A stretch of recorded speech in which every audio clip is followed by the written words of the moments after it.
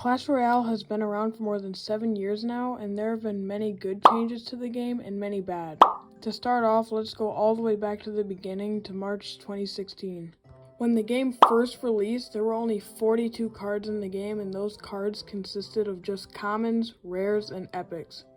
Also, when the game first released, there were only 7 arenas, those being Training Camp, Goblin Stadium, Bone Pit, Barbarian Bowl, Pekka's Playhouse, Spell Valley, and Royal Arena. Also, there was a free wooden chest you could get every 3 hours. Every OG misses those chests.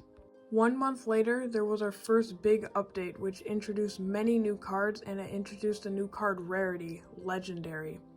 Getting legendaries back then was a whole lot more special than now. The first legendary added to the game was Princess, and it was a big deal for the players back then. Every month after that, you would get some new cards that got introduced to the game and some other fixes to the game that would come along with it. As we kept moving forward, the next year, the legendary trophies ended up getting removed from the game on March 13th, 2017. By this time, the game had Legendary Arena become Arena 11, with Hog Mountain replacing the last legendary arena.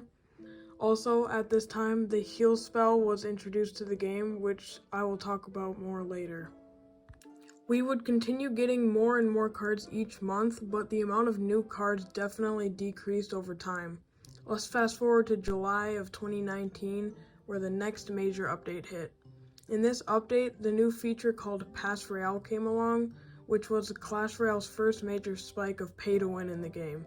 Pass Royale had many extra rewards that allowed you to progress in the game faster.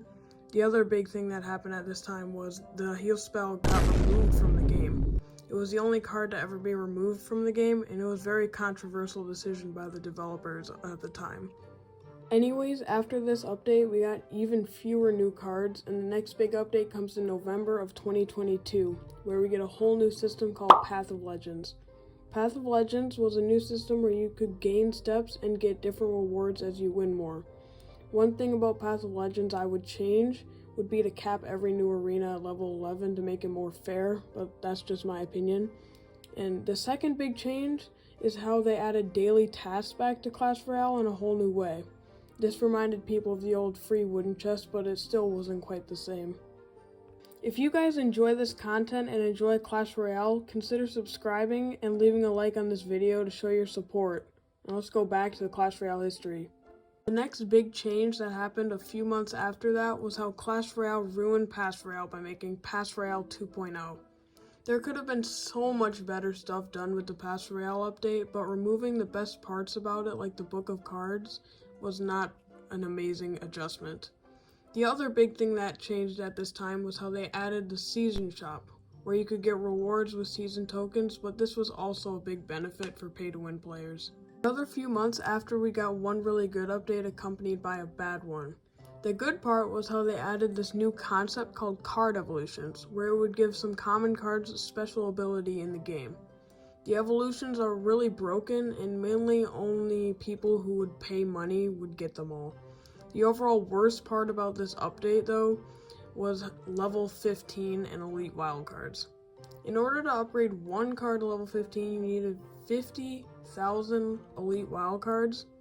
Elite wildcards are extremely hard to get, and it really benefits pay-to-win players.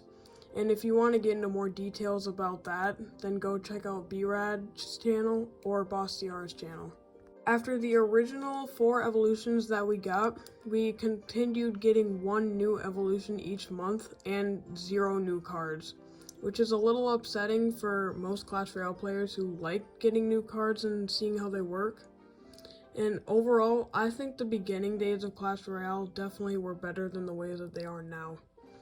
There have been way too many negative updates recently, and Clash Royale developers are not taking the community's decision into consideration enough. To make the game better, we need the devs to ask us for what we want.